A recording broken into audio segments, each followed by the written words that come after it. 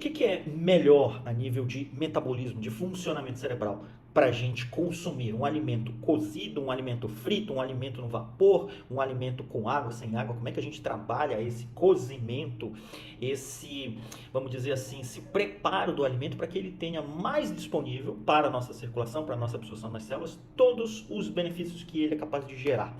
Vamos começar a conversar um pouquinho disso a respeito aqui nesse vídeo de hoje. Eu sou o Dr. Alex Manevitz, cirurgião cardiovascular, e aqui na internet ajudo homens a aumentarem seu desempenho físico e mental em 8 vezes, mesmo após 50 anos. Olha só, primeira coisa a gente precisa pensar que o cozimento dos alimentos começa a fazer uma quebra, vamos dizer assim, das suas moléculas a nível de estrutura molecular. Por exemplo, proteínas. Proteínas são como se fossem uns muros que todos os alimentos têm, que são de difíceis quebras. Se você quebra em tijolos, esses tijolos vão ser digeridos em frações menores até ali na unidade formadora da proteína, que é o aminoácido, para ser absorvido na circulação e a partir daí formar as nossas próprias proteínas. Então o processo de cozimento ele vai ajudar muito nesse trabalho, nessa disponibilidade desses aminoácidos para a nossa absorção.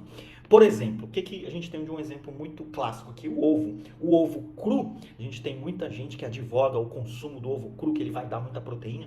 A absorção da proteína do ovo cru, ela é praticamente a metade. Você tem quase 200% a mais de biodisponibilidade, disponibilidade no sangue da proteína do ovo quando ele é cozido em relação a quando ele é consumido de modo cru. Então a gente vê que é muito mais vantagem você fazer esse consumo com um cozimento, com um trabalho de, pode ser esse cozimento em água, pode ser ele feito até com uma fritura, mas de alguma forma ele seja trabalhado melhor, será a absorção da proteína do ovo a partir de uma comparação com o ovo cru, tá? O que a gente tem importante aqui? A gente tem alguns conceitos básicos. Por exemplo, vitaminas hidrossolúveis. São aquelas vitaminas que são solúveis pela água. Por exemplo, vitamina C, muito importante para a nossa imunidade. Vitaminas do complexo B, B1, B2, B3, B6 e B12, que vai, inclusive, entrar na formação do sangue. Por exemplo, a gente, para fazer uma absorção da vitamina B12, a gente precisa que ela esteja diluída na água.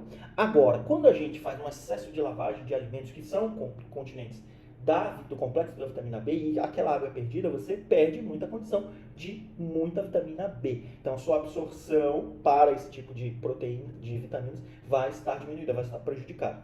Vitaminas lipossolúveis são aquelas que dissolvem na gordura, A, D, E e K. Todas essas vitaminas são importantes para a coagulação do sangue, para a formação da estabilidade de uma pele mais forte da vitamina D, para a visão, para a estabilização de membranas, de mucosas, para a vitamina A, inclusive para a visão. Então, se a gente tem uma baixa quantidade de gorduras boas no sangue, você não vai conseguir agregar essa gordura boa nessas vitaminas e você vai ter uma absorção das vitaminas prejudicada. Então, olha o colesterol de novo entrando numa função benéfica para o corpo, tá? Outros minerais que são importantes para a gente ter uma absorção boa, cálcio, magnésio, fósforo, sódio, todos eles vão precisar de uma integridade boa da mucosa, principalmente da gástrica, para começarem a ser absorvidos, tá? Por exemplo, o que a gente tem? Na fritura. A fritura é um processo que pode diminuir a disponibilidade de vitamina C, por exemplo, no brócolis, no espinafre, no alface. Então, se você tem um alface, fui fritar o brócolis, fui fritar para fazer aquela crostinha, fica mais palatável, você perde metade da vitamina C que era contida nele. E você nem sabia que o brócolis era rico em vitamina C. Olha só que interessante. Aí, se a gente consome um alimento que seja hidrossolúvel, que tenha sido cozido e depois escorre a água que foi cozida, ele vai perder totalmente aquelas vitaminas, principalmente a C e do complexo B. Então, por exemplo, peixes. Peixes, quando eles são cozidos, você tem uma biodisponibilidade de cerca de 90% do ômega 3. Quando eles são fritos, você só tem ali em torno de 5 a 10% desse ômega 3. Olha só que interessante. Então, se ele é frito, ele entra em contato com outro óleo, outra gordura que acaba reagindo quimicamente, acaba sendo muito aquecida e vai tirar toda a biodisponibilidade do ômega 3. Então, você perde todo o poder anti-inflamatório, protetor do sistema cardio-neurovascular quando você consome um peixe frito. Olha só que interessante. Se a gente faz o processo de grelhar, os grelhados, o que vai acontecer? No grelhado, você fornece uma fonte de calor intenso de cima para baixo. e de baixo para cima também. Nessa fonte de calor importante, você acaba perdendo cerca de 40% dos nutrientes da carne, seja ele sais minerais, seja ele quantidade de proteína, pelo líquido que escorre ali do grelhado. Olha só que interessante. Então você fala, o grelhado ele é mais saudável, né? Ok, mas se você perder aquele líquido que acaba escorrendo da carne, fica atento. Você está perdendo ali metade do benefício que você tem ou teria com o consumo da carne. Então olha só como a gente começa a perceber alguns detalhes. Se essa carne, esse grelhado é associado a uma churrasqueira que faz defumado, que tem a grelha e abafa aquela fumaça ali para fazer aquele defumado que fica bem saboroso, o churrasco texano, né? Ele é muito característico desse processo. Mas esse processo de defumar, ele vai gerar uma molécula que chama, uma substância na carne que chama hidrocarbonetos aromáticos. É como se ele mudasse a estrutura da carne e formasse novas moléculas ali dentro dela que são potencialmente mutagênicas, afetam o tipo de multiplicação celular.